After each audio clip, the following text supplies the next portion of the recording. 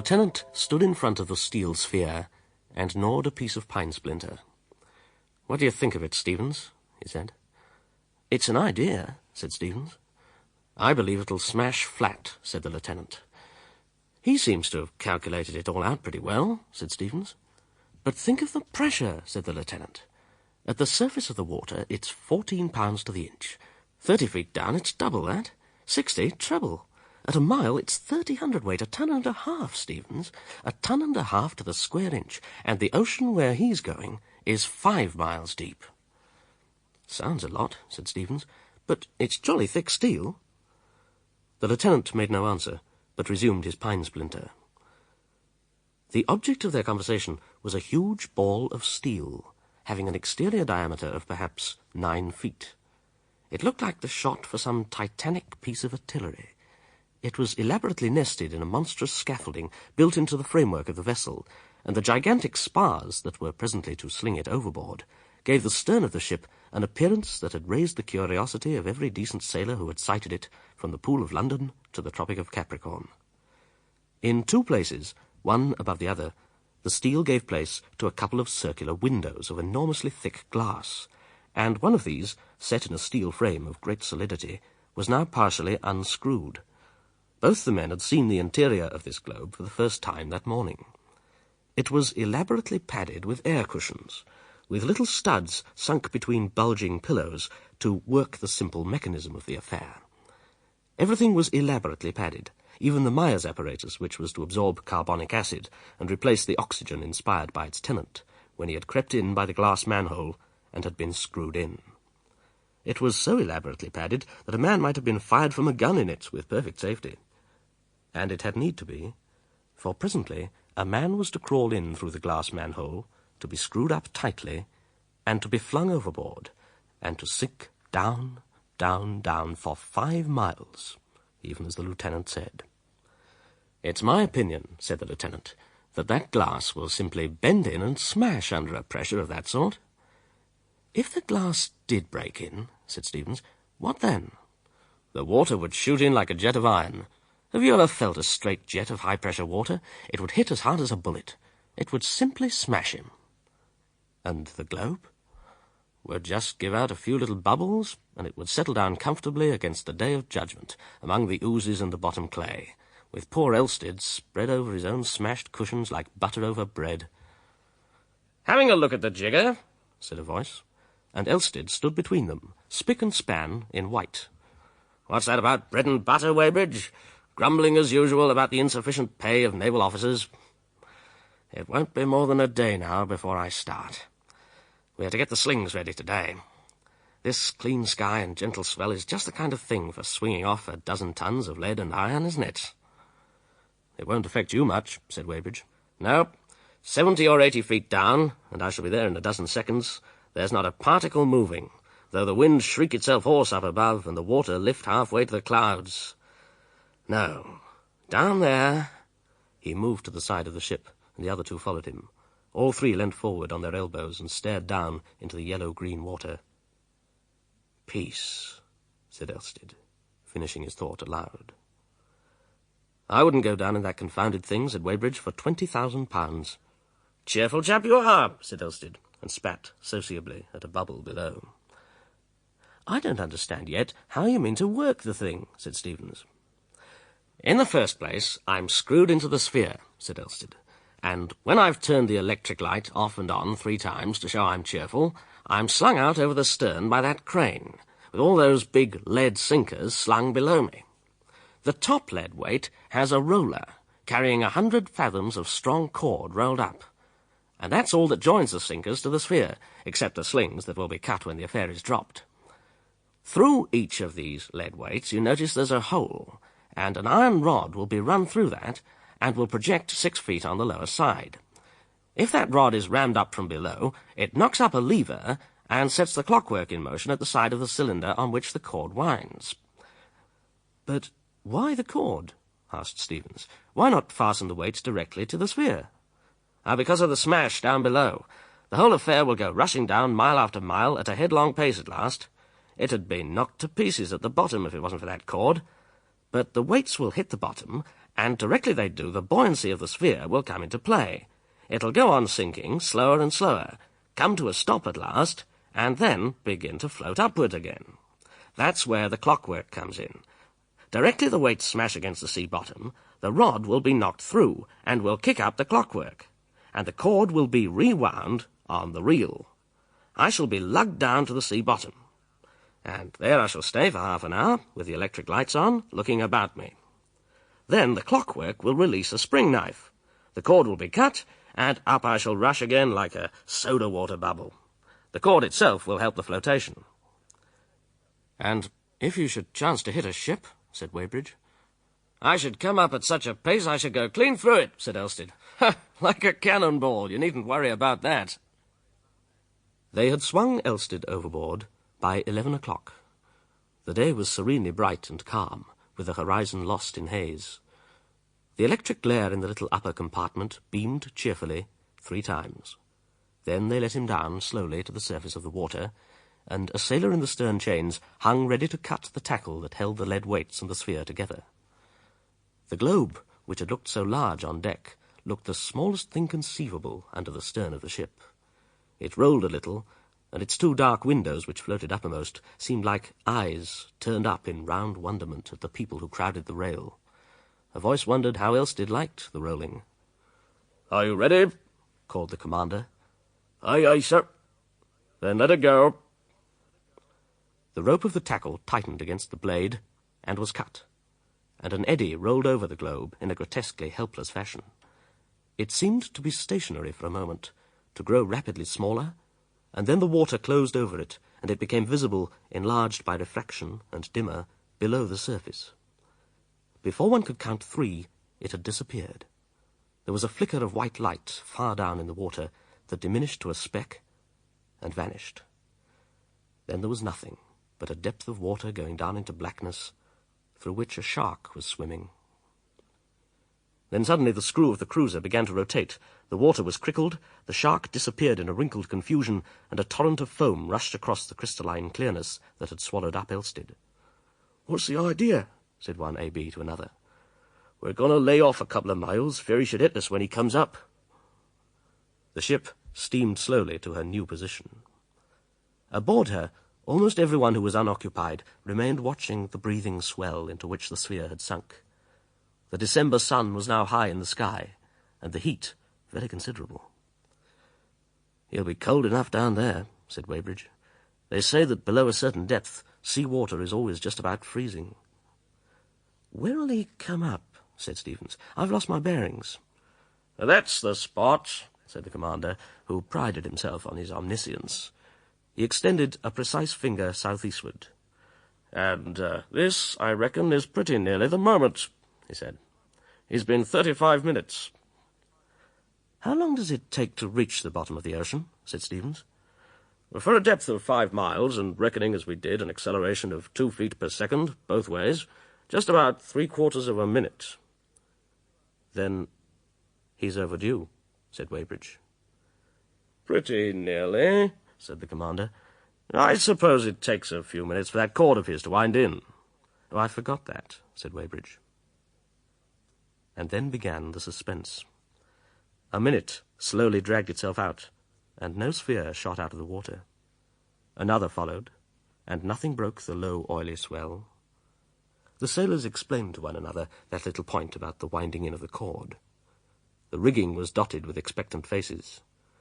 "Come up, Elstead," called one hairy-chested salt, and the others caught it up and shouted as though they were waiting for the curtain of a theatre to rise. The commander glanced irritably at them. "Of course, if the acceleration is less than 2, he said, he'll be all the longer. We aren't absolutely certain that was the proper figure. I'm no slavish believer in calculations." Stevens agreed concisely. No one on the quarterdeck spoke for a couple of minutes. Then Stevens' watch case clicked. When, 21 minutes after the sun reached the zenith, they were still waiting for the globe to reappear, not a man aboard had dared to whisper that hope was dead. It was Weybridge who did so first. "I always distrusted that window," he said quite suddenly to Stevens. "Good grief," said Stevens. "You don't think—" "Well, said Weybridge, and left the rest to his imagination. "I'm no great believer in calculations myself," said the commander, "so I'm not altogether without hope yet." And at midnight the gunboat was steaming in a spiral round the spot where the globe had sunk, and the white beam of the electric light fled and halted and swept discontentedly onward again over the waste of phosphorescent waters under the little stars. "If his window hasn't burst and smashed him," said Weybridge, "then it's a cursed sight worse, for his clockwork's gone wrong, and he's alive now, 5 miles under our feet, down there in the cold and dark, anchored in that little bubble of his, where never a ray of light has shone or a human being lived since the waters were gathered together. He's there without food, feeling hungry and thirsty and scared, wondering whether he'll starve or stifle. Which will it be?" Suddenly he stopped, turned, called, "Elstead, ahoy!" and went at a run to Lindley and the searchlight. "I saw him," he said. "Starboard there. His light's on, and he's just shot out of the water. Bring the light round. We ought to see him drifting when he lifts on the swell." But they could not pick up the explorer until dawn. Then they almost ran him down. The crane was swung out, and a boat's crew hooked the chain to the sphere. When they had shipped the sphere, they unscrewed the manhole. There was no answer to their eager questions, and no sound of movement within. Elstead seemed to be lying motionless, crumpled up in the bottom of the globe. The ship's doctor crawled in and lifted him out to the men outside. He was not dead, they found, but in a state of absolute nervous collapse, and besides cruelly bruised. For some days he had to lie perfectly still. It was a week before he could tell his experiences. Almost his first words were that he was going down again. The sphere would have to be altered, he said, in order to allow him to throw off the cord if need be, and that was all. He had had the most marvellous experience. "You thought I should find nothing but ooze," he said. "You laughed at my explorations, and I've discovered a new world." He told his story in disconnected fragments, and chiefly from the wrong end, so that it is impossible to retell it in his words, but what follows is the narrative of his experience. "It began atrociously," he said. "Before the cord ran out, the thing kept rolling over. He felt like a frog in a football. Suddenly the swaying ceased, the globe righted, and when he had picked himself up, he saw the water all about him greeny blue, with an attenuated light filtering down from above, and a shoal of little floating things went rushing up past him, as it seemed to him, towards the light.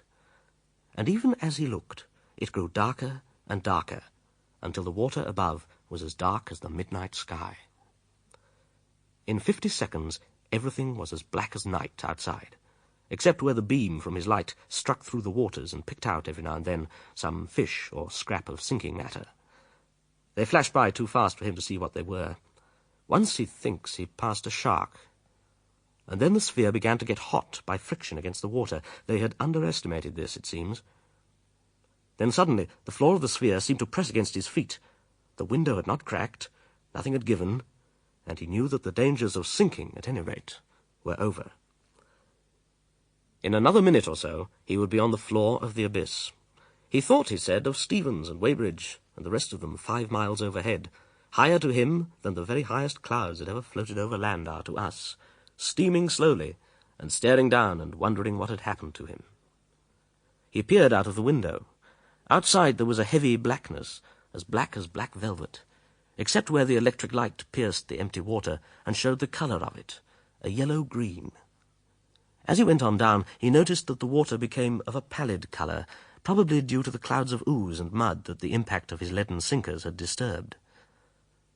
By the time he was drawn down to the lead weights, he was in a dense fog of white that his electric light failed altogether to pierce for more than a few yards, and many minutes elapsed before the hanging sheets of sediment subsided to any extent. Then, lit by his light and by the transient phosphorescence of a distant shoal of fishes, he was able to see, under the huge blackness of the superincumbent water, an undulating expanse of greyish-white ooze, broken here and there by tangled thickets of a growth of sea lilies, waving hungry tentacles in the air. Then suddenly the hovering swarm of little fishes veered about and came towards him, as a flight of starlings might do. They passed over him like a phosphorescent snow, and then he saw behind them some larger creature advancing towards the sphere. At first he could see it only dimly, a faintly moving figure, remotely suggestive of a walking man. And then it came into the spray of light that the lamp shot out. As the glare struck it, it shut its eyes, dazzled. He stared in rigid astonishment. It was a strange, vertebrated animal. Its dark purple head was dimly suggestive of a chameleon, but it had such a high forehead and such a brain case as no reptile ever displayed before. The vertical pitch of its face gave it a most extraordinary resemblance to a human being. 2 large and protruding eyes projected from sockets in chameleon fashion, and it had a broad reptilian mouth with horny lips beneath its little nostrils. In the position of the ears were 2 huge gill covers. But the humanity of the face was not the most extraordinary thing about the creature. It was a biped. Its almost globular body was poised on a tripod of 2 frog-like legs and a long, thick tail, and its forelimbs, which grotesquely caricatured the human hand, much as a frog's do, carried a long shaft of bone tipped with copper. The colour of the creature was variegated. Its head, hands, and legs were purple, but its skin, which hung loosely upon it, even as clothes might do, was a phosphorescent grey. And it stood there, blinded by the light. At last this unknown creature of the abyss blinked its eyes open, and shading them with its disengaged hand, opened its mouth and gave vent to a shouting noise, articulate almost as speech might be, that penetrated even the steel case and padded jacket of the sphere. In another moment something soft dabbed upon the steel, and the globe swayed. Then the shouting was repeated, and it seemed to him that a distant echo answered it. The dabbing recurred, and the whole globe swayed and ground against the spindle over which the wire was rolled. He stood in the blackness and peered out into the everlasting night of the abyss, and presently he saw, very faint and remote, other phosphorescent quasi-human forms hurrying towards him. The sphere twisted and then threw him down. He heard shouts like shouts of surprise, and when he rose to his feet he saw 2 pairs of stalked eyes peering into the lower window and reflecting his light. In another moment hands were dabbing vigorously at his steel casing, and there was a sound, horrible enough in his position, of the metal protection of the clockwork being vigorously hammered. That indeed sent his heart into his mouth, for if these strange creatures succeeded in stopping that, his release would never occur. Scarcely had he thought as much when he felt the sphere spinning slowly and rocking, and it seemed to him that it was also being drawn through the water. By crouching close to the window, he saw, faint and remote across the undulations of the submarine plain, a broad horizon of pale luminosity that extended this way and that way as far as the range of his little window permitted him to see. To this he was being towed at the end of his cord, as a balloon might be towed by men out of the open country into a town. He approached it very slowly, and very slowly the dim irradiation was gathered together into more definite shapes. It was nearly 5 o'clock before he came over this luminous area, and by that time he could make out an arrangement suggestive of streets and houses, grouped about a vast, roofless erection that was grotesquely suggestive of a ruined abbey. It was spread out like a map below him. The houses were all roofless enclosures of walls, and their substance being, as he afterwards saw, of phosphorescent bones, gave the place an appearance as if it were built of drowned moonshine. In the open spaces of the place he could see a stirring movement, as of crowds of people, but he was too many fathoms above them to distinguish the individuals in those crowds. Then slowly they pulled him down, and as they did so he perceived that at several points below him, in broad open spaces, were forms like the encrusted shapes of ships. Slowly and surely he was drawn down, and the forms below him became brighter, clearer, more distinct. He was being pulled down, he perceived, towards the large building in the centre of the town. And then the walls of the great building rose about him silently, and hid the city from his eyes. And such walls they were, of waterlogged wood and twisted wire rope, and iron spars and copper, and the bones and skulls of dead men. The skulls ran in zigzag lines and spirals and fantastic curves over the buildings, and in and out of their eye sockets, and over the whole surface of the place, lurked and played a multitude of silvery little fishes. Suddenly his ears were filled with a low shouting and a noise like the violent blowing of horns, and this gave place to a fantastic chant. Down the sphere sank, and at last he came to rest, as it seemed, on a kind of altar that stood in the centre of the place. And now he was at such a level that he could see these strange people of the abyss plainly once more. To his astonishment, he perceived that they were prostrating themselves before him, all save one, dressed as it seemed in a robe of placoid scales, and crowned with a luminous diadem, who stood with his reptilian mouth opening and shutting, as though he led the chanting of the worshippers. And thus they continued worshipping him, without rest or intermission, for a space of 3 hours. Most circumstantial was Elsted's account of his astounding city and its people, these people of perpetual night who have never seen sun or moon or stars, green vegetation, nor any living, air-breathing creatures. Startling as is his story, it is yet more startling to find that certain scientific men of eminence find nothing incredible in it. They tell me they see no reason why intelligent, water-breathing, vertebrated creatures, inured to a low temperature and enormous pressure, might not live upon the bottom of the deep sea, and quite unsuspected by us. We should be known to them, however, as strange meteoric creatures, wont to fall catastrophically dead out of the mysterious blackness of their watery sky. And not only we ourselves, but our ships, our metals, our appliances, would come raining down out of the night. Sometimes sinking things would smite down and crush them, as if it were the judgment of some unseen power. The manner of his release Elsted does not understand, but to judge by the end of cord that hung from the sphere, it had been cut through by rubbing against the edge of the altar. Abruptly, the sphere rolled over, and he swept up out of their world. He must have torn out of their sight as a hydrogen bubble hastens upward from our air.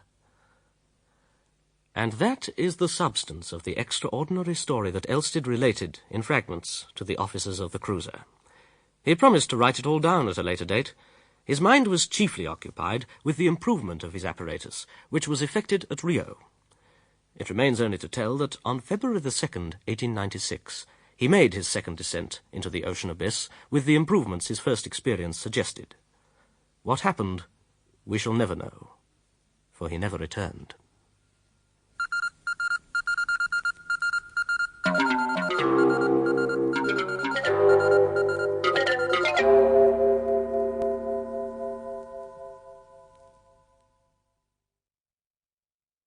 In the Abyss by H.G. Wells was read by Timothy Kitely.